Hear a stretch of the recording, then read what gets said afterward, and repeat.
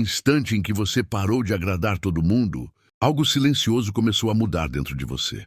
Não foi uma explosão. Não foi um rompimento dramático.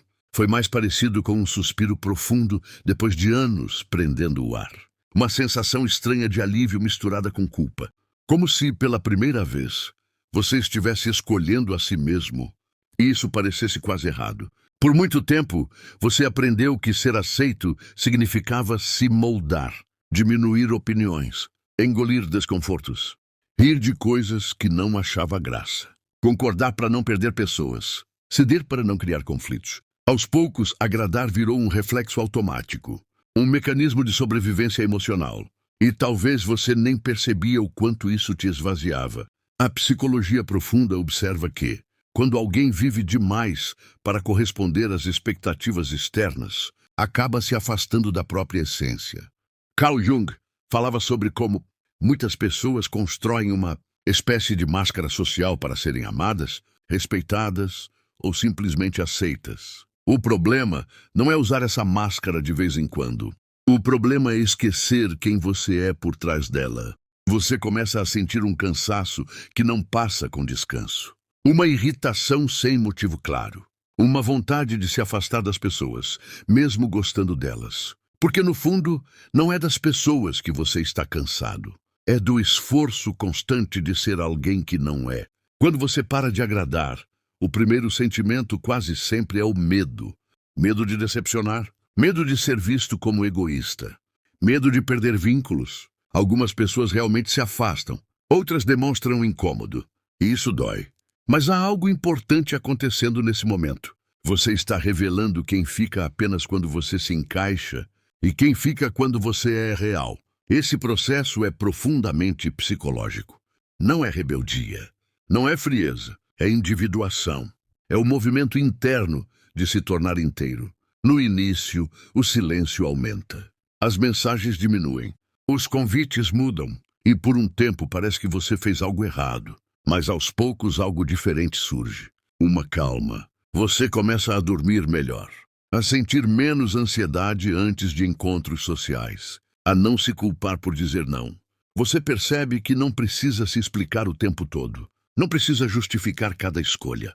Não precisa carregar o peso emocional dos outros. E isso traz um tipo de liberdade que poucas pessoas experimentam.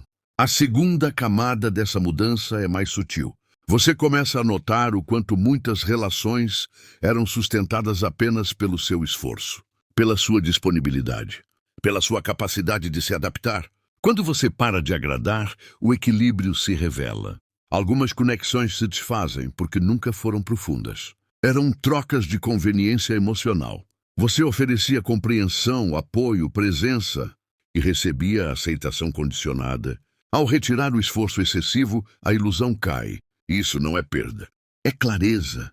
Jung acreditava que grande parte do sofrimento humano vem de viver desalinhado com o próprio ser interior. Quanto mais você ignora seus limites, mais o inconsciente encontra formas de expressar isso em forma de angústia, cansaço e até sintomas físicos. Por isso, quando você começa a se respeitar, mesmo que doa no início, algo dentro de você se reorganiza. Você passa a escolher com mais consciência, a falar com mais verdade, a ouvir sua intuição com mais atenção. Então vem a terceira camada.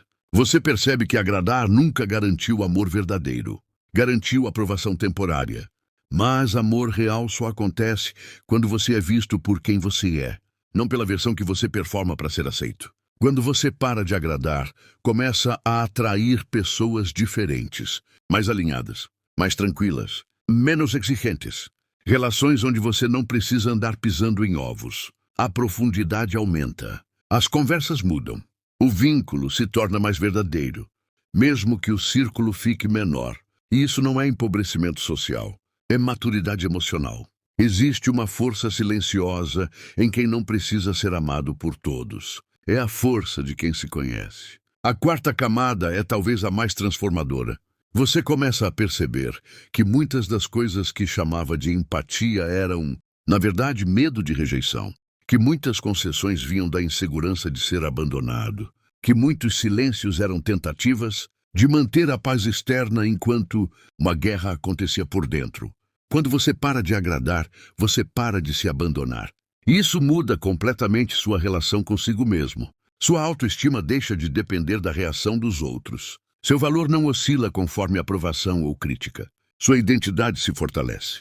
Você se sente mais inteiro, mais estável, mais em paz. E então chegamos à última camada, aquela que poucas pessoas alcançam. Você entende que agradar era uma forma de buscar segurança emocional fora de si. Era uma tentativa inconsciente de controlar, como os outros te viam, para se sentir protegido. Quando você solta essa necessidade, algo profundo acontece. Você aceita que nem todos vão gostar de você, que algumas pessoas vão te julgar, que outras vão se afastar. E mesmo assim, você fica bem. Não porque se tornou frio, mas porque se tornou livre. Livre da dependência emocional, livre da validação constante, livre da obrigação de ser tudo para todos. Jung dizia que o verdadeiro crescimento começa quando a pessoa tem coragem de confrontar aquilo que evitava dentro de si. E muitas vezes o que evitamos é a possibilidade de desagradar, porque desagradar parece perigo, mas na verdade é autenticidade. Quando você para de agradar, sua vida muda, porque você passa a viver a partir do seu centro, não das expectativas externas. Você se torna mais consciente, mais firme, mais verdadeiro e, paradoxalmente, mais respeitado, não por todos, mas pelos certos. O que antes parecia egoísmo se revela como amor próprio. O que antes parecia frieza se mostra como maturidade. O que antes parecia afastamento se transforma em profundidade. Agradar o tempo todo não era bondade, era sobrevivência emocional. Parar de agradar não é se tornar duro, é se tornar inteiro. É o momento em que você deixa de viver em função de ser aceito e começa a viver em alinhamento com quem você realmente é. E quando isso acontece, sua vida não fica vazia, ela fica verdadeira, menos barulhenta, mais leve, mais sua. Agora, ao olhar para sua própria história, em que momento você percebeu que agradar demais estava te afastando de você mesmo?